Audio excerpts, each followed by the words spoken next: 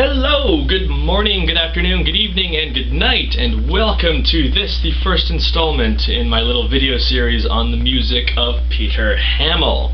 So I should say right off the bat, Peter Hammill is easily one of my all-time favorite songwriters. In fact, it wouldn't be that difficult for me to say that he is my favorite songwriter. Over the course of a very long and expansive career, he has released many albums that are truly unique, I think.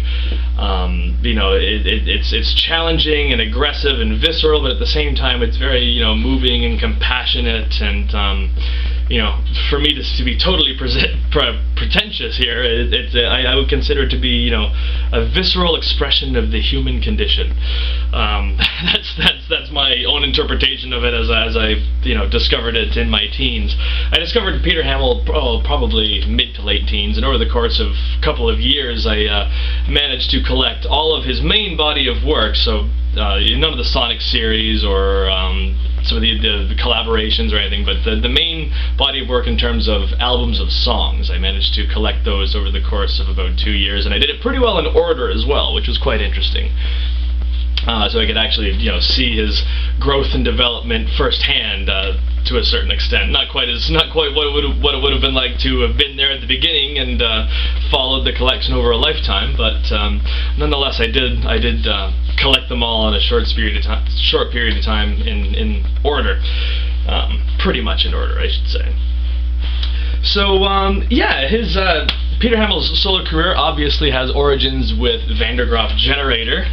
Obviously, I'm a big fan of those guys, and I did some videos on those. You should check them out, even though I'm less confident and the camera angle's kind of wonky on those videos. I did do a video series on Van der Graaf.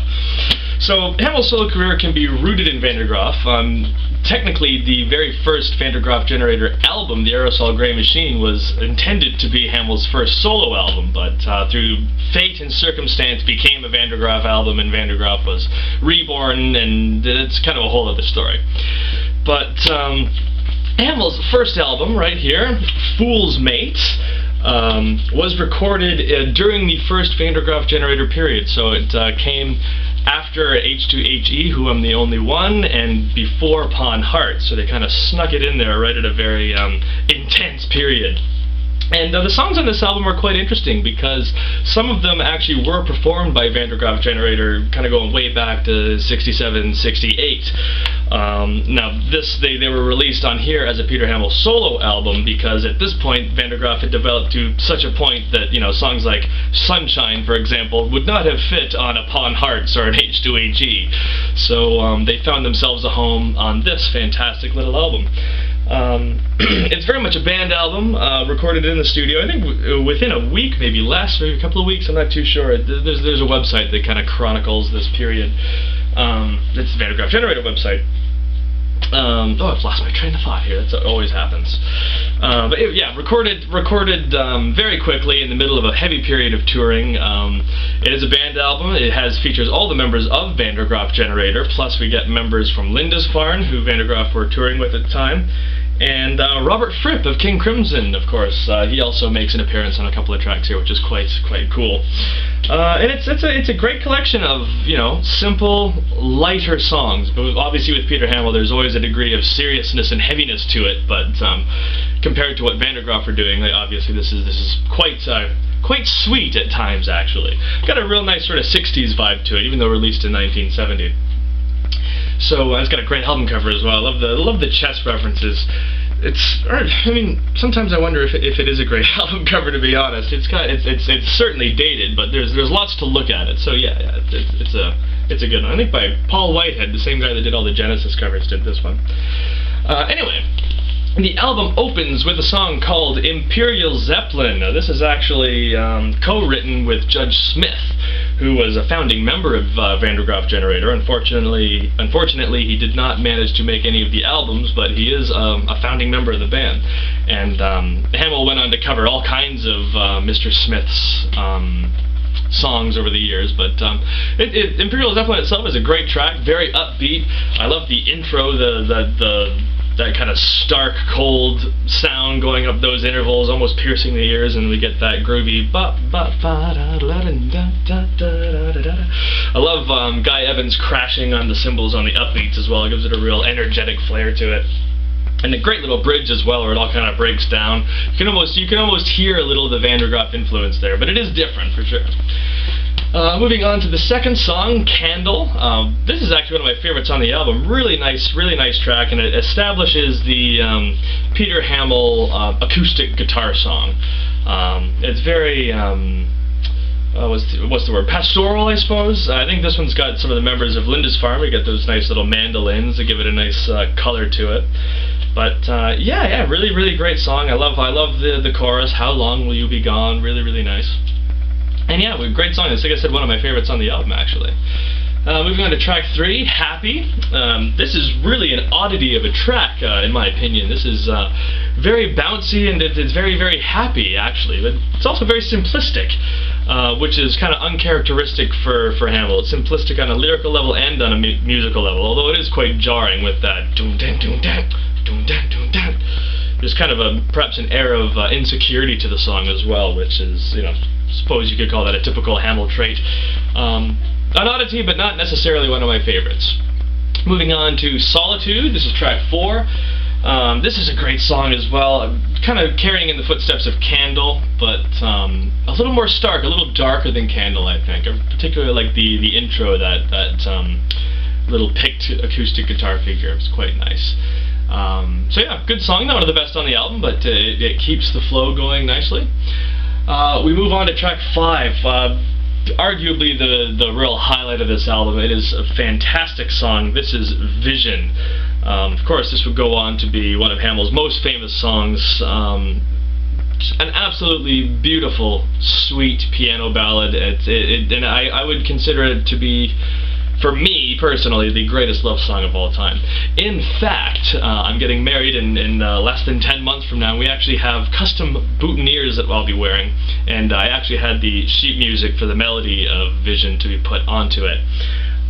So that kind of tells you how I feel about that one. Really good piece. I do believe that it is Hugh Banton that plays the piano on this recording. You can just kind of tell Hammill himself actually has, he's a very ham-fisted musician when it comes to the piano and the guitar. Ham-fisted is the word that he uses himself, but there's a sort of visceral way of doing it that Hammill does, and you can tell on the original recording of Vision that there's a certain finesse that could come from a trained keyboard player such as Hugh Banton. But yeah, absolutely great song. Cool, I'll go as far as saying it's clearly the best on the album, I think. When we get to the last song of side 1, Reawakening. This is I think this is one of the old Van der Graaf Generator songs, the very early Van der Graaf Generator songs. And again, very 60s vibe to it. It's not one of my favorites, but it's a nice little piece. The end is quite nice. Reawakening isn't easy when you're tired. Kind of quite fairly blunt lyrics there, but yeah, nice piece. We turn the record over. Oh, it's been a while since I've done that. It's the first review I've done in a long time. We get to side 2, which opens with Sunshine, another one of the old Van der Graaf songs. I think I mentioned it earlier in the video. And you can really tell why some of these songs would not fit on the Van der Graaf stuff. Sunshine is a bizarrely happy track. It's very strange to hear Hammill doing the la la la la la la la la la la la la la. That's it might be the only time in his catalog that he's done that, or something similar to that. But lots of fun, very high energy, and very happy track. Again, so very 60s, but that kind of adds to the appeal. We go on to track 2 of side 2. We get Child. Again, very stark. We get that kind of that acoustic guitar, very atmospheric sort of thing. Again, a good song. This is one of those ones where, I mean, it may leave my head after I haven't listened to the album for a while, but throw the album on, it's like, wow, it really stands out. That could be said for Summer Song in the Autumn as well. Again, it's one of those tracks that, well, the album's on, it really captures me, but it doesn't stick like some of the other tracks in his collection. But it's a good track, not bad at all. Moving on to Viking. This is another song co-written by Judge Smith. This one I quite like. I like the Norse lyrics, and it's got a very grand sort of sweeping feel to it. Even though it wouldn't call it rock music, it's still essentially centered in a folk-ish sort of mood. But really good song. Yeah, Viking is a classic. We move on to The Birds. Now this was written very early on. I think Hammill said he would have been late teens himself when he wrote The Birds. And there's many different versions of it. I think there's acoustic guitar versions, there's piano versions of it. But I think the album version works really, really well. This is one of the moments where we got Robert Fripp as well doing kind of the pitch harmonics thing, which is really, really nice. Very dark, very uncertain. I think that's kind of the key to that song, is the uncertainty of it. But yeah, really, really, really good. The Birds is a classic. Then we finish off with I Once Wrote Some Poems. It's kind of like is it a lost classic? I'm not really too sure. Very, very short, and the way that each verse builds is quite intense. I mean, it starts out almost as a whisper, and finally we get to the end, and there's that Peter Hammill visceral shout. Never wrote poems when I bit my knuckles. So the real loud line that he yells, and it's a great way to close out the album. Of course, it ends on the same stark tones that begin the album, so it's kind of got a cool little bookended effect to it. But yeah, it's a great collection of songs. The thing is with this album, it's typically held in very, very high regard. It is a great album, don't get me wrong, but I'm not sure how well it represents Hammill as a solo artist overall, But it's an interesting historical artifact, like I said, written while Van der Graaf was still together. There's a few albums that were done like that, many more towards the end of the catalog, but there you go. That's Fool's Mate by Peter Hammill. Fantastic album, not one of my all-time favorites, but there are some fantastic tracks, and like I said, possibly the greatest love song ever written of all time is on here with Vision. So yeah, there you go. Thank you very much for putting up with the incoherent rambling, and stay tuned for some more Peter Hammill videos in the future. Thank you very much.